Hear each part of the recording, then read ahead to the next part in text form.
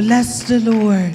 Is there anybody that just want to say goodbye to their yesterday?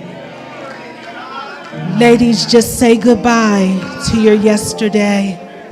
Just say goodbye to your yesterday. Don't look back. Oh God. Don't look back. I want to challenge you to just greet your destiny with a kiss. Greet your destiny. I'm talking about your destiny. Come on, ladies. Greet your destiny with a kiss. It's a reason why your rearview mirror is smaller. It's a reason your rearview mirror is smaller. Press forward, women of God. Come on, press forward. We're expecting God to do something. Press forward. Press forward. Come on, press forward. Oh God. Ladies, let me tell you something.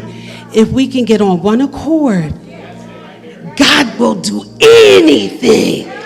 If we get on one accord, ladies, press forward. Press forward. Press forward. Ladies, please be seated in the presence of the Lord. I just want to talk to you all about a couple things today. Is that okay? I'm not going to hoop. I'm not going to shout. I'm not going to turn up.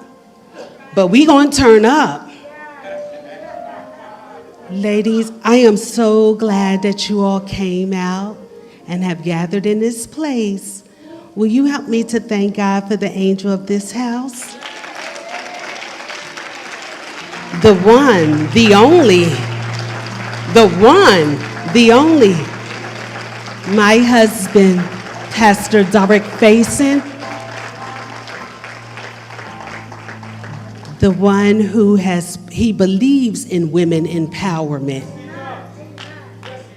You all, he believes in women empowerment.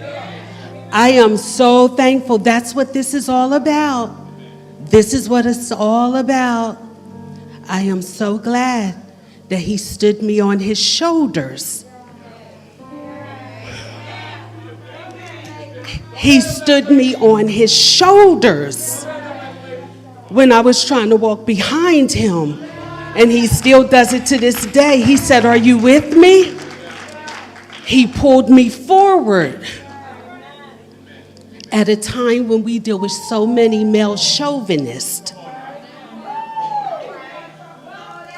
Ladies, at a time when we deal with so many male chauvinists, before they even started saying, "Girls rock," he was already telling me, "You rock."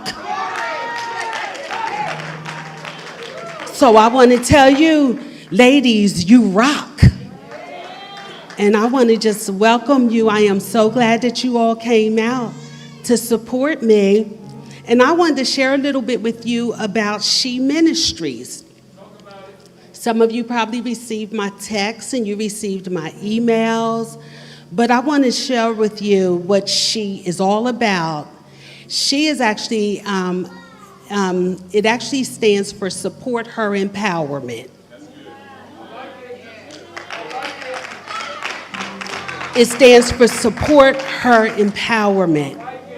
And I want to let you know, I support your empowerment. So She Ministry is actually a ministry that's all about you. It's rooted in seeing you, empowering you, and growing you spiritually and emotionally.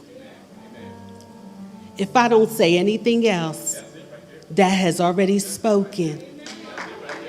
Ladies, you all need to enjoy being set free. Because a lot of times, how can we move forward with so many uncertainties and fear? And I just want to let you know that you can do that because you're not alone. That's what she is all about. I support you. I support your empowerment. And I need you to all come on in the house. The Lord has need of you. Come in the house. The Lord has need of you. And some of you, I texted you yesterday. I missed you. You wasn't at our volunteer meeting. And in that meeting, I said, the Lord has need of you.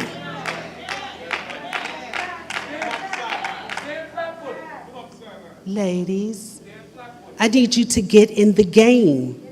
This is not a spectator sport. It's getting late in the day. It's getting late in the day. I need you to come out, come out, come out, come out from wherever you are. Come out. Come out. I don't know if you all are just listening to me or if you're just looking at me, but I need you to come out. Do you all have my back? Y'all have my back? Y'all have my back?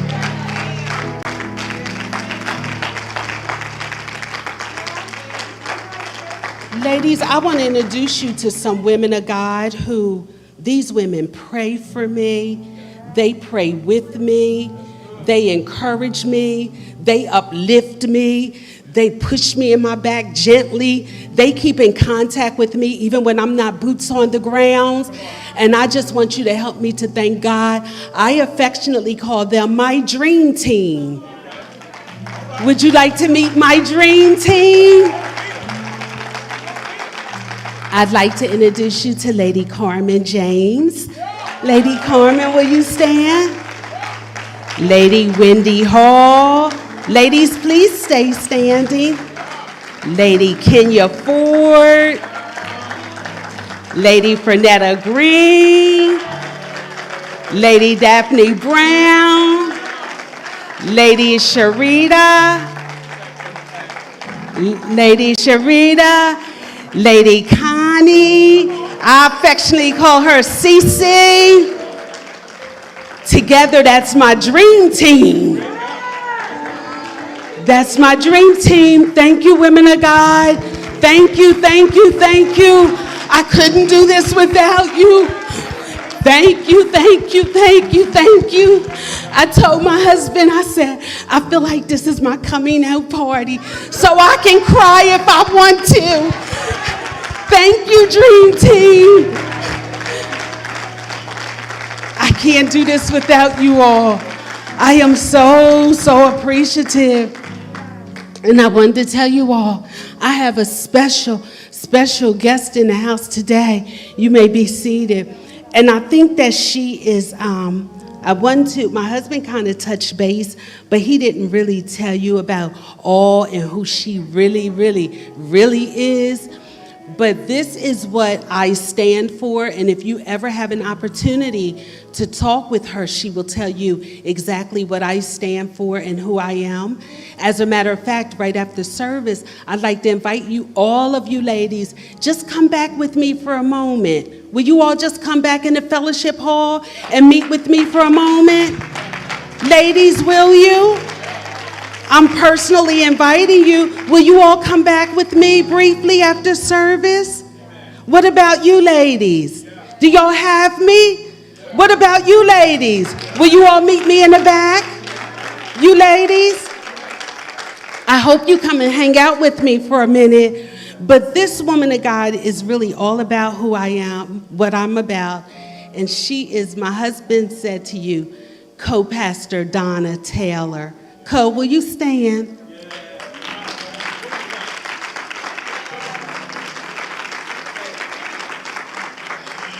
I'm going to tell you all why I had her to stand. Co is actually a product of my ministry. That's right. She's actually, okay, let me tell you. I've mentored her since she was 13 years old.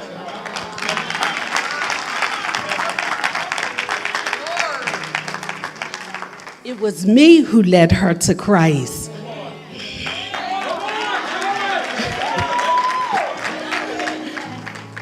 It was me who taught her that a lady is forever. It was me who told her how to present herself. And even when we was in the club,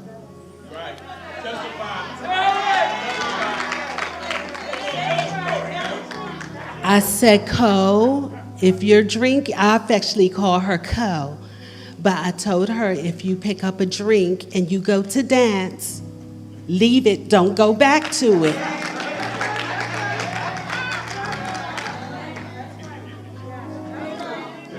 She was 13 years old. I was 15. I'm just trying. I believe in mentorship. It was me that told her she's called to greater things. I kept pushing.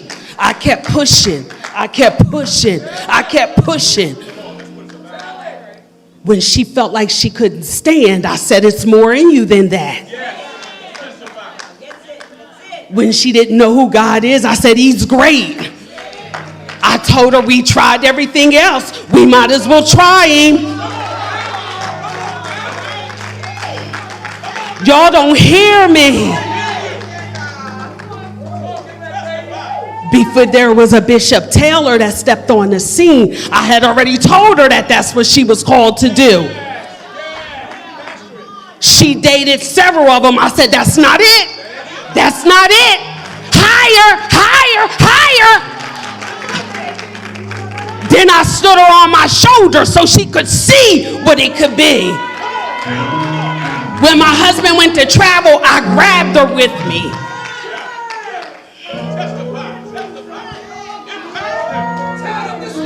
That's what I'm about. I am not intimidated. I want to push you forward. I am not a preacher, as my husband says. I'm not going to run down the aisle, side saddle. I'm not going to do any of that. But I tell you what, I got secret weapons. She's a preacher in her own right. I believe in sisterhood. And if I had to select anybody other than my husband to be in the trenches with, it would be the woman of God. When I felt like, and I'm going to tell you what sisterhood's about, it's not only about celebrating when you're down and when you're up, but they'll push you. There's been times she propped me up. When we lost our son, and I said, I'm never going to hold the mic, she rubbed me in my back. She said, you can make it. You're stronger than that. I seen you overcome more than that. She said, sis, I need you to survive. She said, what am I going to do? I need you to survive. I'm just trying to tell you all what sisterhood's about. She was with me when my son was born. That's how much history we have. And she said, sis, I know. She said, because I know that you're hurting. She wiped the tears from my eyes. She flew from Philly to Dallas to be with me. I said, I just need a safe place. I don't know if any of you have ever hurt so bad. I just needed a safe place. I know you all are not here. I'm just trying to tell you what I stand for. She pushed me. I said, I can't pray. She said, I got you. It's the least I can do. She said, I got you. And I told her, I said, I never asked God for nothing. She said, but I got you. So I found a safe place to land. A safe place to land. My husband done the best that he could. But I'm the one that carried the baby. She understood because she carried babies. I'm talking women empowerment. Support her empowerment. Support her empowerment.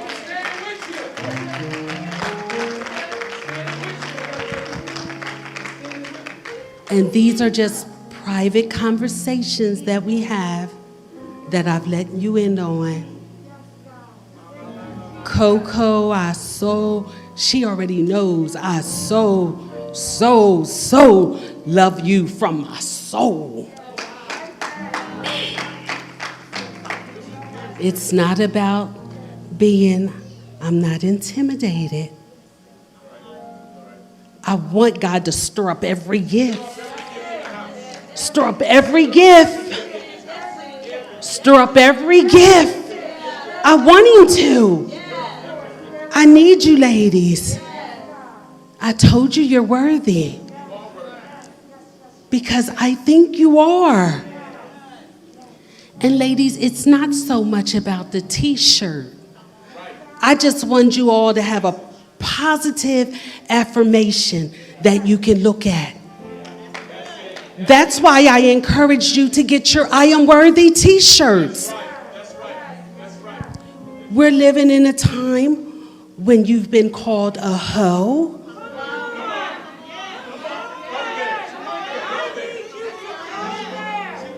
One thing you're going to find out about me, I'm not for the play.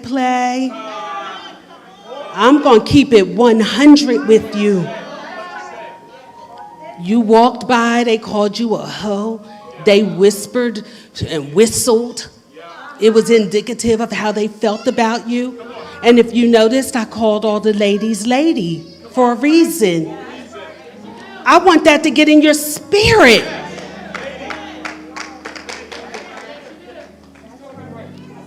Maybe you all never been called out of your name. I want you to know you're a lady. Because if I set the expectation, then you won't allow people to just address you any kind of way.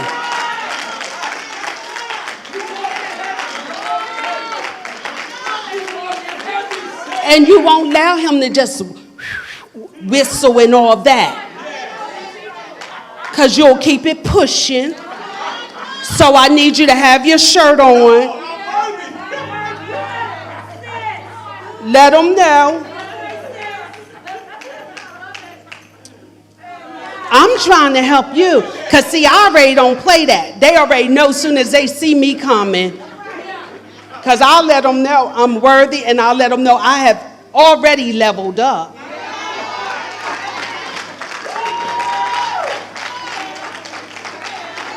I'm trying to help you.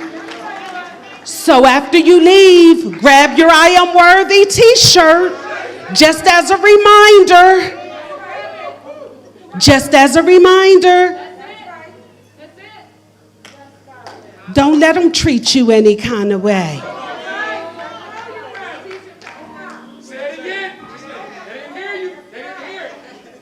And if you've been dating him for 3 years and all of that foolishness, we have went through an entire season.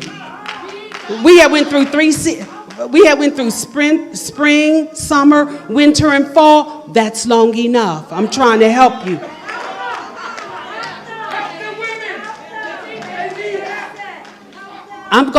If you all don't ever listen to me again, I might as well go right on and take advantage of this moment. Let me share something with you. When I was dating my husband, he asked me to marry him in October. He said, when he asked me, so then later on he said, did you set the date? I said, yes, it's February.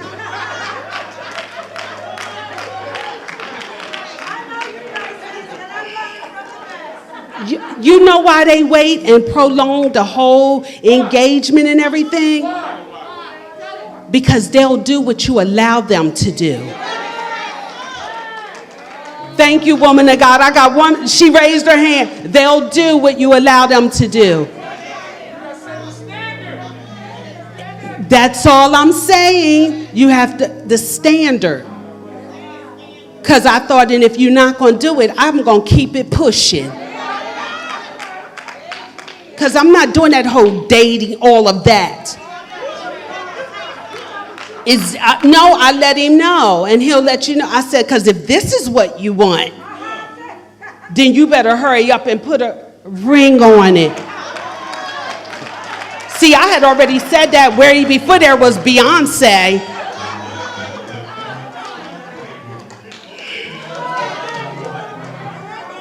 I had already said that before there was. And when she was dating Bishop Taylor, I told her the same thing. No, we won't wait for you. We will replace you. So you got to decide what you're going to do. I'm trying to help somebody. Okay. I'm just trying to support her empowerment.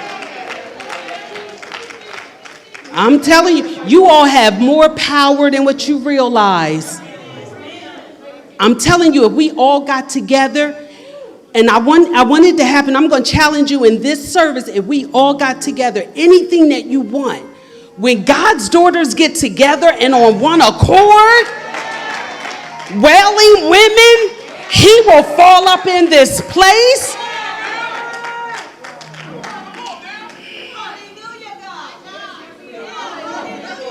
I've seen him move.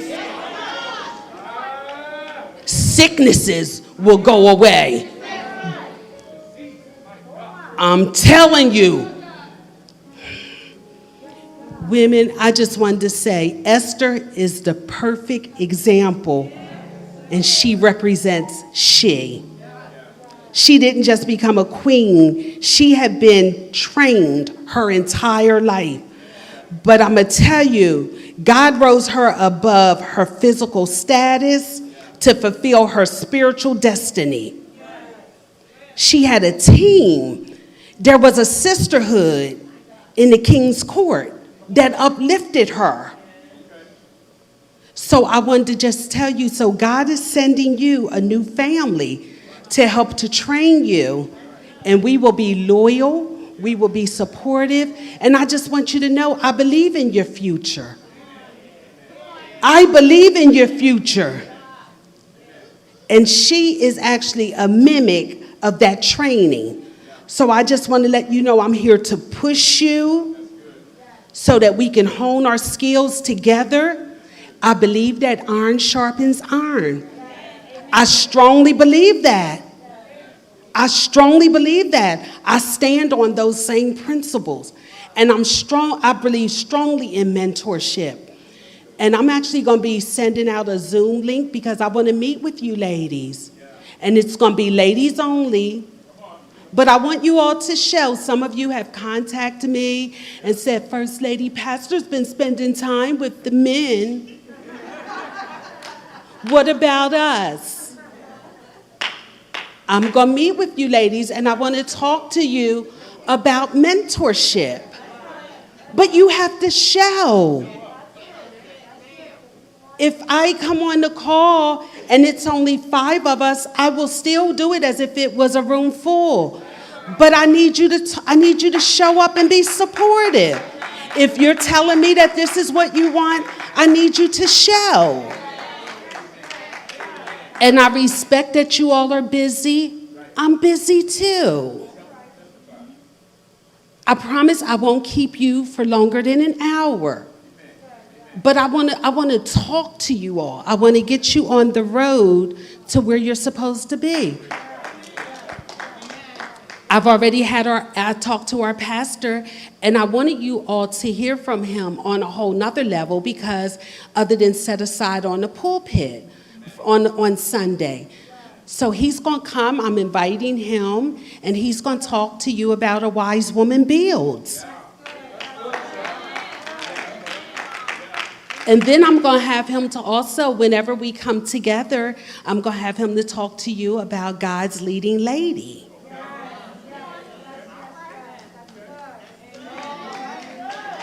Ladies, and it's going to be important because I want you to know, because you're a leading lady, every leading lady needs a leading man. I'm just trying to be a blessing to you all. And so I just want you all to get on board and to just join me as we stand back to back, shoulder to shoulder, and that we go ahead and walk towards the high calling. Do you all have my back? And since I am all about the women empowerment, I wanted to take this opportunity to I have someone that I have invited to come and talk with you all today. And it's important to me, and I'm going to tell you why. During this Delta variant, this COVID, we don't know what's ahead of us. And I'm so concerned about you ladies. I am so concerned about you all. And so I actually wanted to have a young woman of God to come and just share with you. And I want you all to really, I want you to welcome her. I want you to open your heart. And I want you to open your minds. This young woman of God, I have known her all her life. I have watched what God has done in her life. And one of the things I affectionately call her Reen, because I'm her Aunt Tanya, but she's a minister.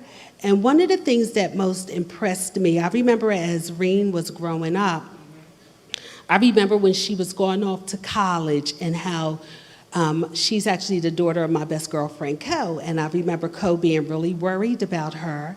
But I always knew that God's hand was on Reen. So I wasn't worried about her. But one of the things I was really impressed about after Reen got her education and everything, Reen sold completely out to the Lord. I mean, just sold completely out. She was a young woman. She was single. She was educated. She purchased her first house.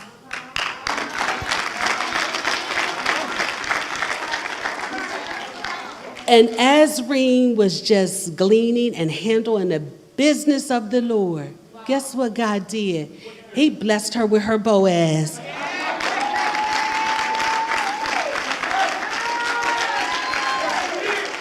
The reason why I'm telling you ladies this is because she was handling God's business.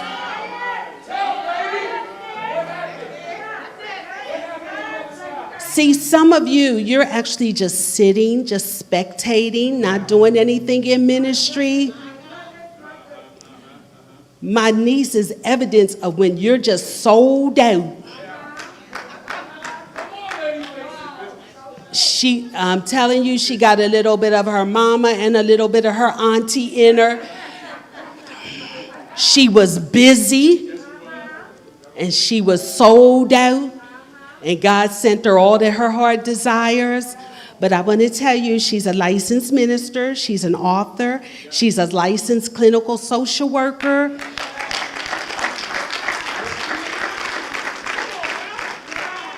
She doesn't work for anybody. She works for herself. She's the only... You all not hearing me. She's the owner of Confidence in You, LLC, where she provides mental health counseling services. She stands for empowerment. Her passion is to empower men and women to develop a lifestyle that consists of learning to love you and finding your greatest potential, learning to love you and finding your greatest potential, learning to love you. So will you stand on your feet? Stand on your feet. Stand on your feet. Put those hands together. Put those hands together.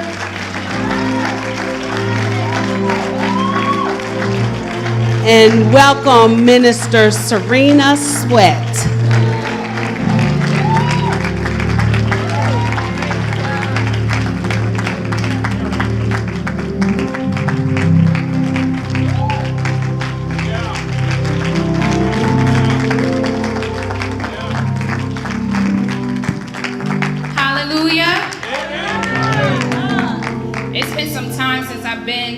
front of an audience due to the pandemic and just different things in life. But I'm thankful to be here today. If you're thankful to be here today, hand praise. Just give him a hand praise. I'm thankful. I'm thankful today. I shouldn't be here, but I'm here. I am extremely thankful. I am thankful to God for this opportunity. I am thankful to the Faisons for allowing me to be here, to sharing their platform, allowing me to share their platform. I'm thankful for my parents. And most importantly, I'm thankful for my husband for supporting me, for not looking as like he's walking in my shadow, but he supports me. Like Lady Faison said, he puts me on his shoulders. I appreciate it. I'm thankful. I also want to thank any of the clergy in the house as well. I want to thank all of the members for allowing me to stand before you guys. I am just very, very excited to just share with you guys what God has placed in me. I know you guys heard all the accolades, and I'm very thankful that they honored me in such a great way. But I just want to talk about an important topic today, mental health. Because you guys see this, right? I look well put together. I'm smiling. I'm talking and speaking to you guys. But you guys don't know the battle and the hardships that it takes to get in front of people and minister, to even do ministry. The reason why I wanted to speak with you guys about mental health is because it is a very important topic to me. Not because I'm a mental health therapist, but because my grandmother suffered from bipolar disorder. I myself have anxiety and have suffered from depression. Yes, me. My mom has also suffered with anxiety. It is generational in our family. Let's talk about it.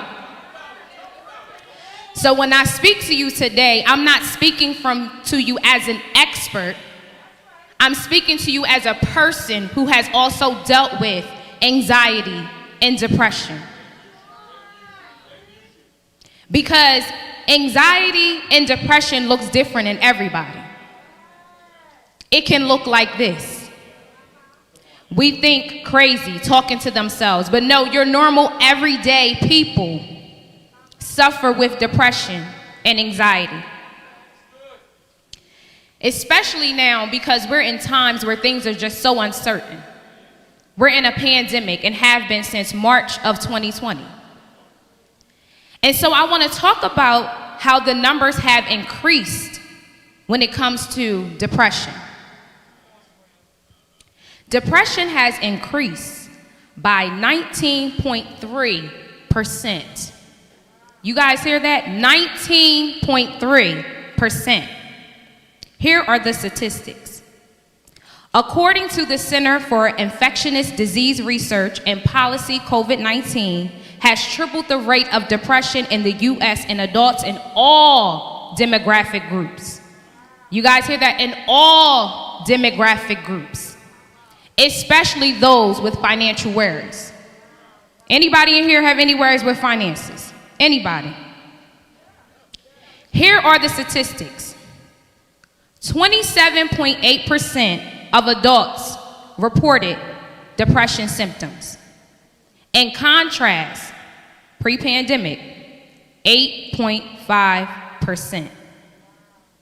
I want to say that one more time. 27.8 people reported symptoms of depression once the pandemic hit. Pre-pandemic, it was only 8.5%. That's a 19.3% increase. That means your neighbor sitting next to you may be having depression or some depressive symptoms, but we're not talking about it, okay? Women are more likely to have depression symptoms before and during the pandemic. So can you imagine already? Prior to the pandemic, women were already dealing with depression because it just seems like it's more pressure on us. A lot more things that we have going on, a lot more duties, a lot of more things we're responsible for. But now it has taken on an increase during the pandemic as well. We had 10.1% of women and 6.9% of men to say they felt depression symptoms prior to the pandemic. Let's talk about what the numbers are now.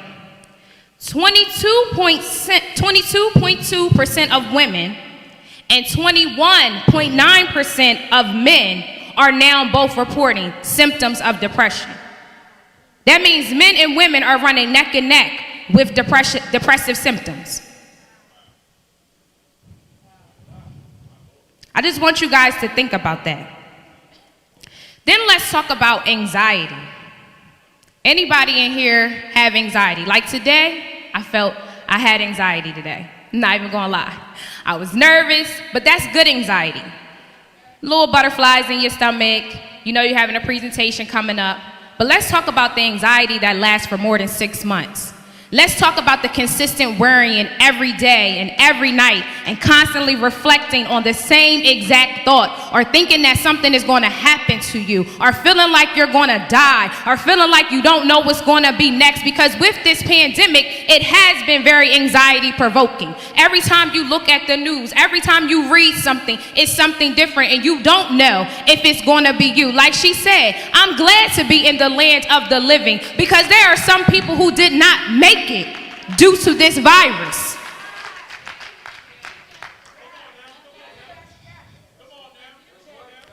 So let's talk about it. According to the Century Foundation, moderate to severe anxiety peaked at 37.3% of the adult population during the pandemic, up from 6.9% in 2019. So what that tells us is that anxiety is something that's just been lingering around altogether.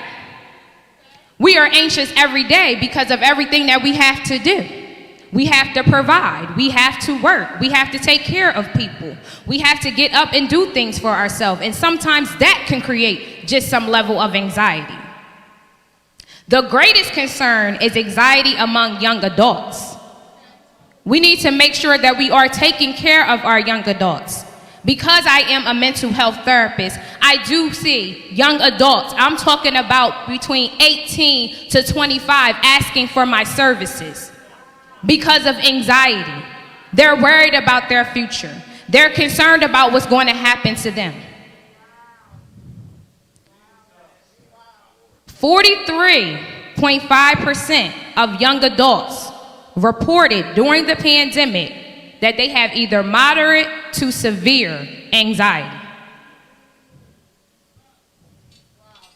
So let's talk a little bit about what depression is.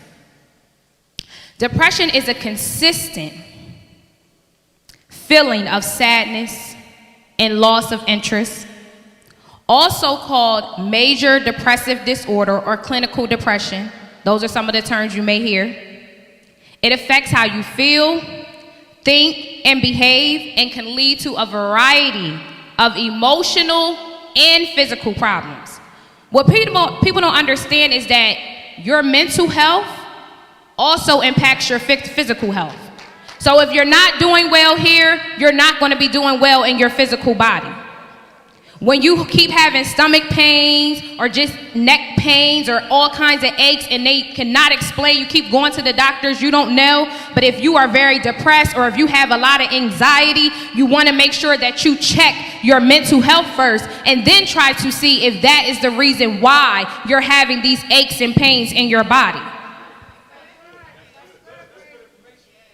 Let's talk about what some symptoms of depression is. Because like I said, depression looks different for everybody. And if you are suffering with depression and you're not talking about it, one of the questions you can ask yourself is, what does depression look like for me? That is a question I like to ask my clients. I say, what does depression look like for you? Because it looks different for me. Some people think if I'm crying all the time. That's just one symptom. Some people think if I'm angry all the time, that's just one symptom.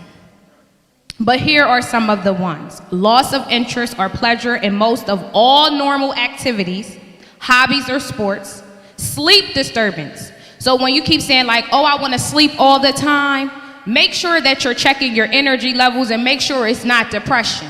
Because sleeping too much and not getting enough sleep is also a sign of depression.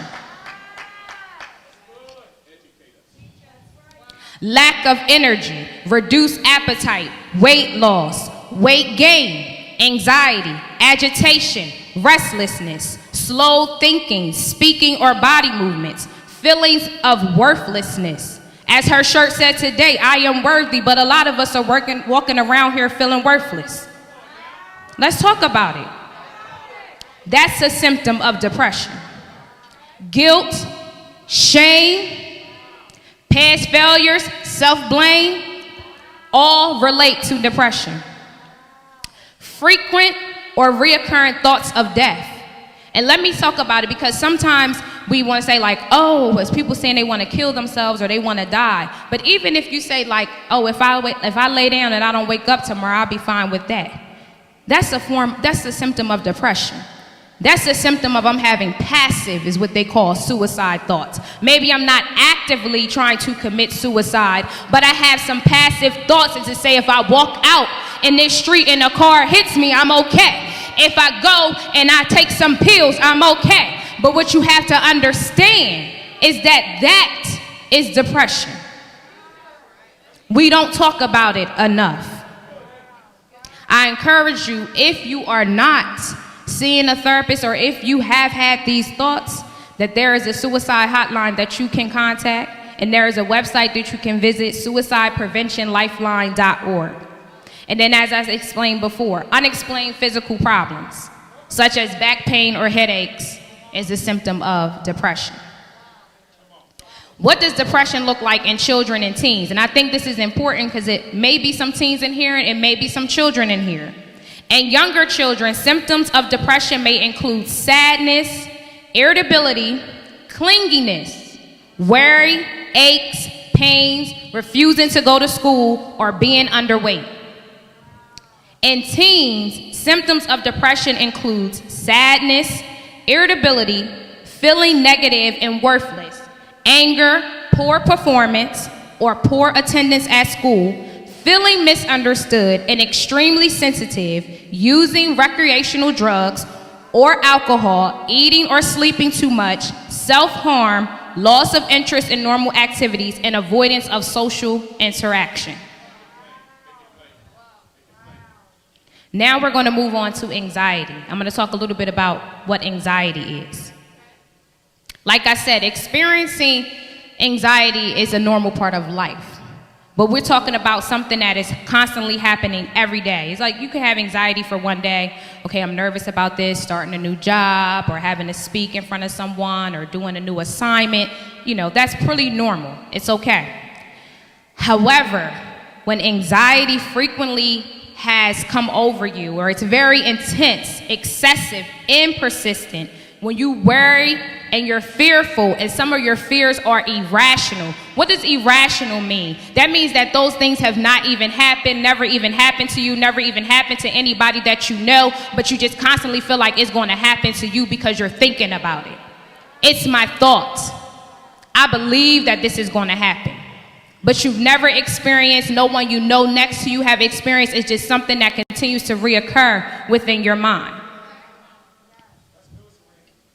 The feelings of anxiety and panic interfere with your daily activities. They are difficult to control. They are out of proportion to actual danger and can last for a long time. You may avoid places or situations to prevent these feelings. Symptoms may start occurring as early as a child or as a teen. You could have been dealing with anxiety. Have you guys ever seen like children who are very anxious? They're very scared, very nervous. Anxiety can start at a very young age. It's just a matter of understanding it and trying to manage it. Okay. What are some symptoms of anxiety? Anxiety is another one of those things that affect you physically. But one of the physical things that affects you the most is in your gut area, in your stomach. Anxiety gives you a lot of stomach pain. It says it right here. You will experience GI problems. Feeling weak, trouble concentrating or thinking about anything, sweating, trembling. Anybody say like, I feel like I can't breathe, chest start to get tight, feel like you're having a heart attack. That is anxiety. That's when you're having a panic attack. Having a sense of danger, having an increased heart rate, difficulty controlling your worry, and having the urge to avoid things that trigger your anxiety. And as I said with depression, I want to talk about what it looks like in a child and what it looks like in a teen. In a child, it looks like intense anger and complete lack of emotional regulation. You ever seen a child who just is completely out of control? You can't control nothing. They're experiencing anxiety. They're fearful. It's something they're fearful about that they're not talking about. Sadness. Anxious kids can appear clingy, overwhelmed. They're likely to burst in tears without explanation. They would like to isolate and they will avoid things. They often engage in social isolation. Teenagers who suffer from anxiety regularly experience a range of physical symptoms as well. They complain about their muscle tension and cramps, stomach aches, headaches, pains in the limbs, back fatigue or discomfort associated. They may blotch, have flush, hyperventilate, tremble, and startle easily. Okay? So I just wanted to kind of give you guys a little bit of look into what depression and anxiety is, so you guys can have an understanding as you're sitting here thinking about, is it me? Am I suffering with depression? Am I suffering with anxiety? Is it something that is impacting me that I'm not talking about? Let's talk about what are some things that impact your mental health. The first thing I want to talk about is experiencing trauma. Everybody's traumas look different. You might have seen somebody get killed. You might have known somebody who got killed. You might have been in a bad car accident. You might have had a real serious health issue. You might have experienced someone close to you passing away. Even with this pandemic, it has been very traumatic for a lot of people. So you want to think about, what is my trauma? Because one thing I want to tell you guys is that the body keeps the score. So whatever you experience, your body keeps the score. There's this really good book called The Body Keeps the Score. And it talks about how trauma reshapes the body and the brain. You ever notice that when something traumatic happened, people's lives change drastically? Let's talk about what else impacts your mental health. Daily life stressors. That's your everyday task. Just things you have to do. Maybe you got to cook, you got to clean, you got to take care of your children, you got to go to the store, you got to run errands. Just all of those daily things that's a part of your daily routine can impact your mental health. Your diet. Having a poor diet. This is a topic that is very, very important to me, because people don't know that your food can heal you.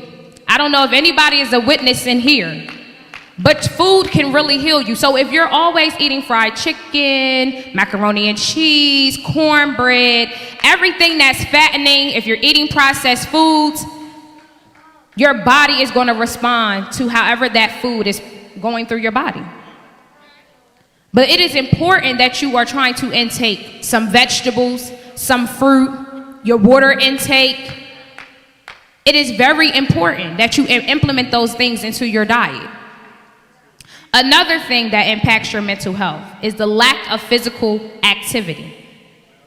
Most of us do not have a regular exercise regimen. Most of us don't even move our bodies for 30 minutes a day. Most of us are sitting down. How can your body restore? How can your body recharge if you're not active? But listen to what another thing that exercise does for you. Regular exercise significantly reduces the symptoms of mild and moderate depression, also anxiety, and it's also a preventative measure. So even if you're not dealing with it, it also helps to prevent you from getting there. It's time to get up and move your body. Do a walk, do a run, do some type of activity. What else affects your mental health? What we watch and listen to. Matthew 6:22 says, "The eye is the lamp of the body. So if your eye is healthy, your whole body will be full of light." The Message version says, your eyes are the windows into your body. That means everything that we receive has an effect on our body, especially our mental. What are you watching? What are you eating? I'm going to talk to around my age group because a lot of us, we enjoy social media. And social media really can cause a lot of depression, a lot of questioning, thinking about your self-worth. You see other people on there, you see them with their picture perfect moment that they chose to show you, but you really believe, oh, they got it. They got everything. I got nothing. I'm worthless. I don't got anything. Let's talk about it. Even myself, I'm like, oh my gosh, they doing that again. Oh my gosh, they want another thing. Well, what am I doing wrong? No. The comparison, that's another thing that happens for us. We got to be careful. We got to be careful what we watch and what we listen to. It really does have an impact on us. The next one is toxic relationships. That impacts our mental health. And we're not just talking about romantic relationships. We're talking about a relationship with your mother, your father, your cousin, your uncle, your brother, your sister, your co-workers, your boss. Whoever has the most influence on you and your behavior, think about those relationships. What toxic behaviors are happening within that relationship that is causing you to feel depressed or causing you to feel anxious when you're with that person? Where you can't think straight, where you feel so confined you can't say how you feel, where you don't feel comfortable enough to be yourself, so you're changing who you are. One of the things I will say is that relationships are something that are very close to us. We spend a lot of time with people. And people have an influence on us whether we want to believe it or not. And they definitely have an influence on our mental health. So if you're around people who are very negative and always talking trash, you will have a trash mentality.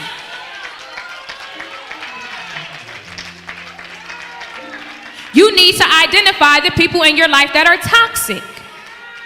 They may have good traits. They may be good for other people, but they may not be good for you.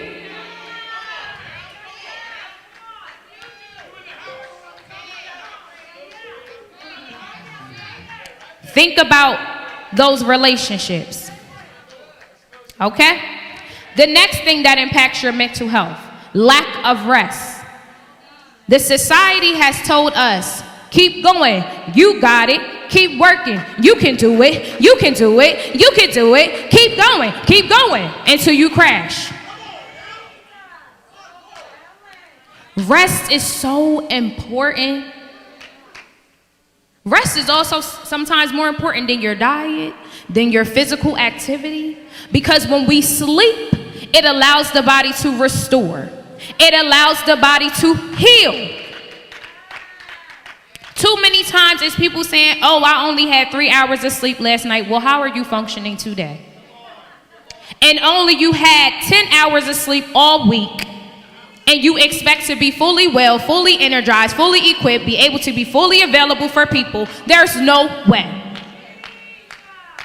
The word says, Mark 6:31, and he said to them, come away by yourself to a desolate place and rest a while. Not a little bit, not 3 hours, not 1 hour, a while.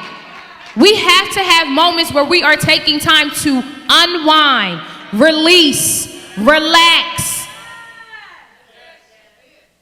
getting a good night's rest. And if you're not able to, figuring out why that is happening. The next one is lack of personal boundaries. This really impacts your mental health. Struggling to say no, not being able to set limits for yourself or others, feeling like you got to be available, so you start getting all anxious if you can't deliver or you can't show up the way you said you was going to show up. Your body start feeling tired, you still showing up for the event, now you all broke down. It's just kind of like, when are you going to say no? When are you going to stop? When are you going to put limits on yourself? It's not up for other people to limit you. You have to limit yourself. You have to know when to say, this is not good for me. This is going to break me down. My health is going to decline if I don't stop doing this.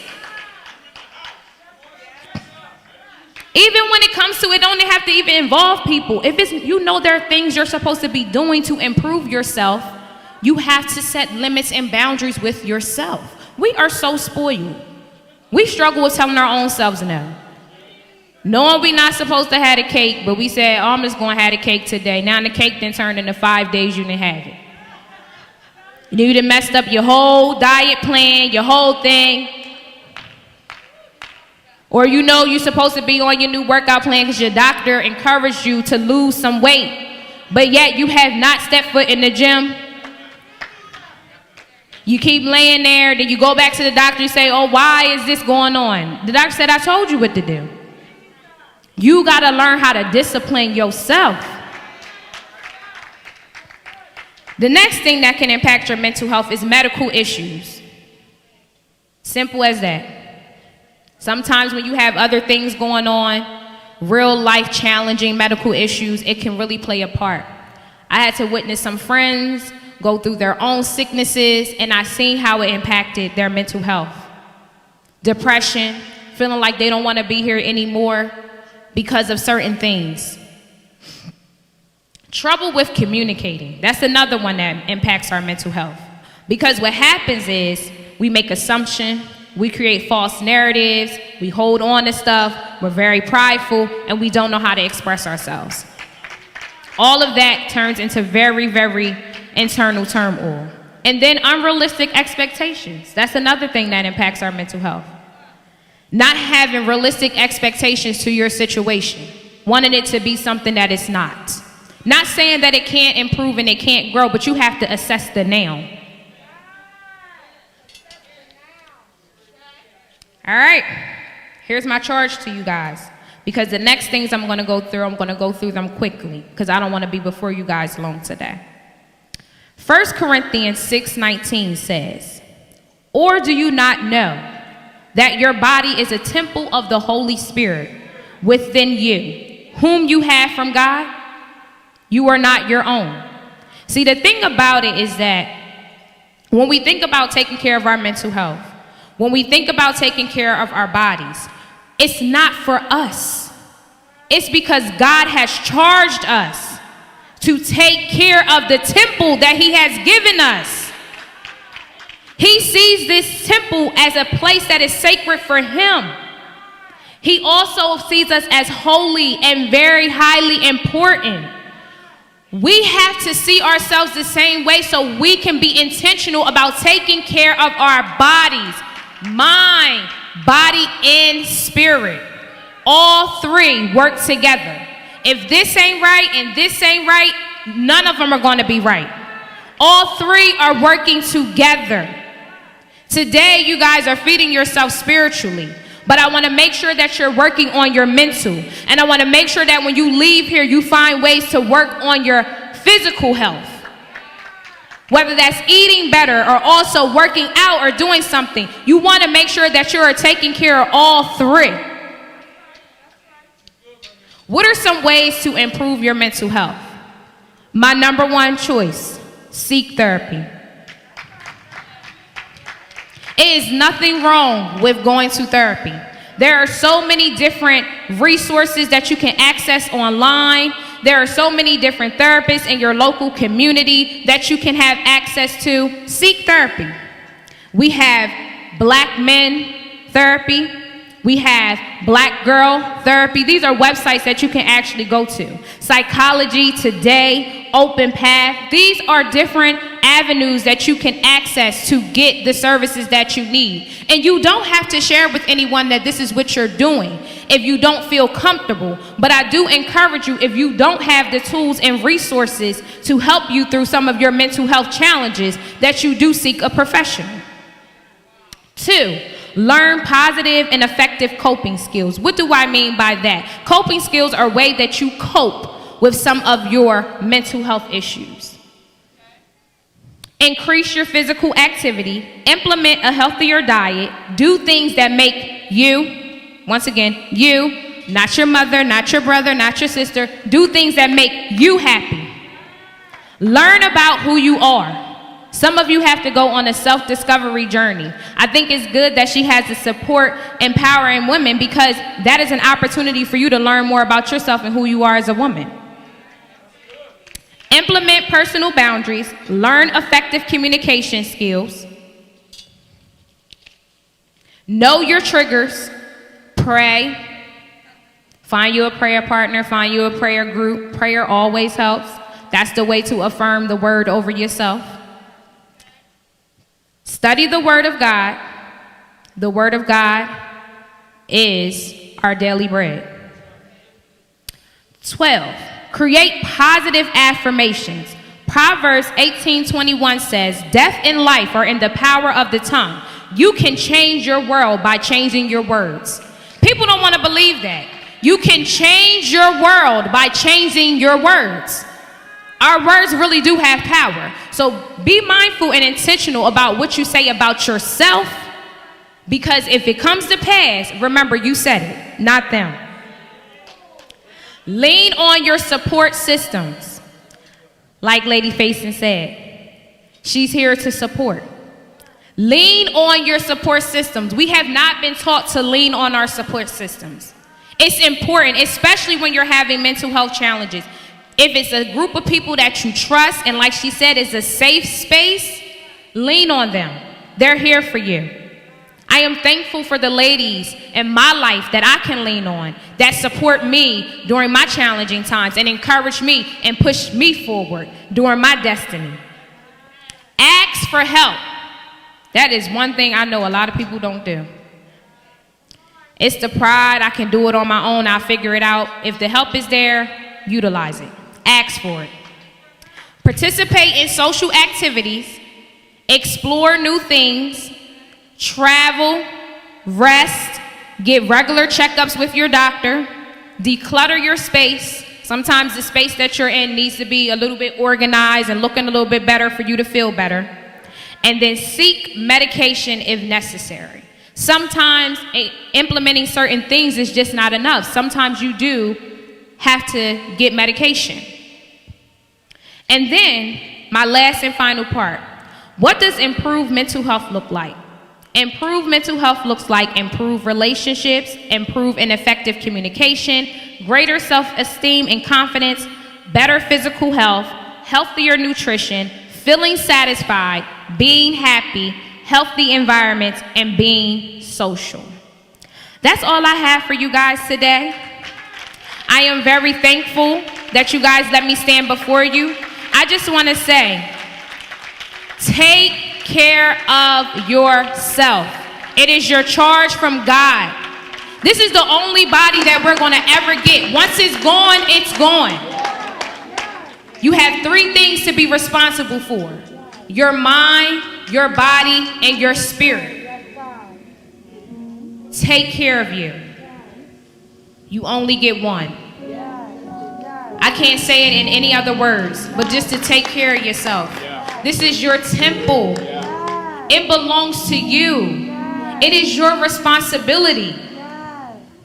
You can't go to God and say, oh, well, such and such made me did it, or my mom was feeding me this, or I didn't. You can't do that. You are responsible for you. So I encourage you to take care of yourself. It won't cost you a lot, but it will cost you a lot if you don't. It may cost you the life you have. in any way, shape, or form you can think about it. So whether it be some suicidal, whether it be some health issues, whether it be any tragic thing, just make sure that you're taking care of yourself.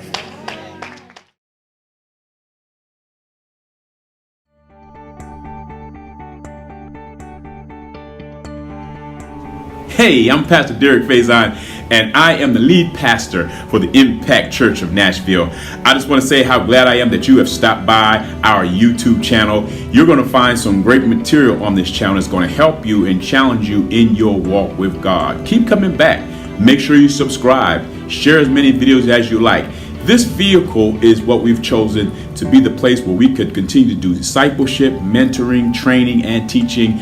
Also, you'll be able to keep up with any place I'm speaking around the country, around the city, or around the world. So make sure you subscribe, and share with your friends. I just want to welcome you again to our YouTube channel.